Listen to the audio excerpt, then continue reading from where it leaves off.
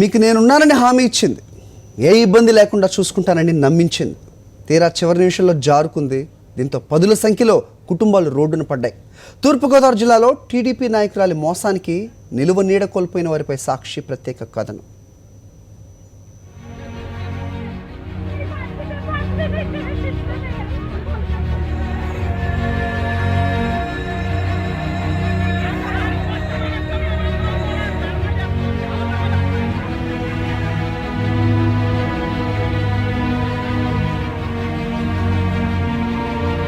Kakinada Samarlakota road వెంబడి దాదాపు 30 ఏళ్లుగా 200కు పైగా కుటుంబాలు నివాసముంటున్నాయి.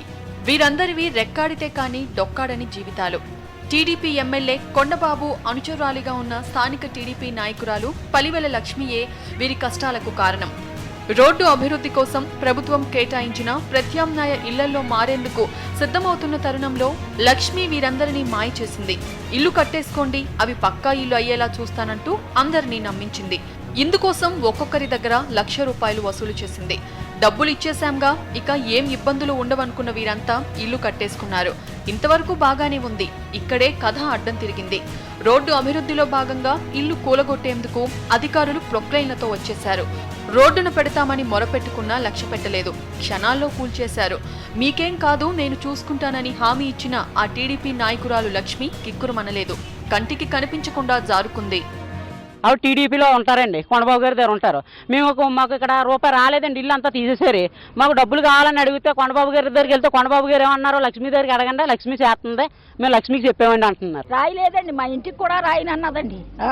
ముందు డబ్బు ఇచ్చిన వాళ్ళకి రాతుందండి, 50,000 ఇచ్చిన వాళ్ళకి, 20,000 ఇచ్చిన వాళ్ళకి రాతుందండి. మాకు అన్యాయం చేసిందండి. టీడీపీ నాయకురాలు లక్ష్మియే తమ ఇబ్బందులకు కారణమని బాధితులు వాపోతున్నారు. నమ్మించి నట్టేట ముంచేసిందని కన్నీటి పరివంతమవుతున్నారు. నాకు పెళ్లి కుదిరి పెళ్లి చేసేస్తామంటే, పెళ్లి చేసేస్తే అలాగా, మీరు ఇల్లు లేకపోతే కష్టం కదా, ముందు ఇల్లు కట్టేసుకోండి, ఏమైనా అడ్డొస్తే నేను చూసుకుంటాను అని చెప్పి మమ్మల్ని ఇల్లు కట్టుకోమని చెప్పింది కూడా ఆవిడేనండి. మేము 3 అమ్మాయిలు అండి.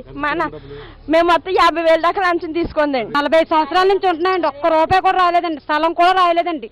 అది రాయలేదని వెనకాల ప్లేస్ ఉంటే కాల మధ్య కట్టుకున్నామండి. కట్టుకుని మెల్ల వస్తువులు గిస్తువులని తాకట్టు పెట్టుకుని అన్ని చేసుకుంటే మొత్తం దగ్గరుండి పడగొట్టించిందండి. అన్ని పడగొట్టించింది. డబ్బులు ఇచ్చామండి, మేము 30,000 ఇచ్చామండి. జరిగిన మోసం తెలుసుకున్న సాక్షి విషయాన్ని సిటీ ఎంఆర్ఓ దృష్టికి తీసుకెళ్లింది. అయితే ఇక్కడెవరూ మోసపోలేదంటూ ఎంఆర్ఓ బదులిచ్చి అక్కడి నుంచి జారుకున్నారు.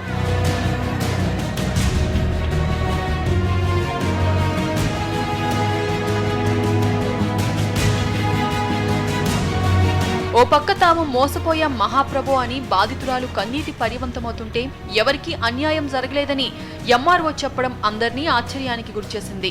టీడీపీ నాయకురాలు చేసిన మోసంపై అటు ఇంటెలిజెన్స్ పోలీసులు కూడా వివరాలు సేకరించారు.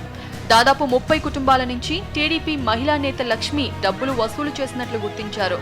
అయితే రెవెన్యూ అధికారులు మాత్రం ఘటనపై స్పందించలేదు. ఫిర్యాదు చేస్తే చర్యలు తీసుకుంటామంటూ చేతులు దులుపుకున్నారు. సాక్షి న్యూస్, తూర్పుగోదావరి జిల్లా.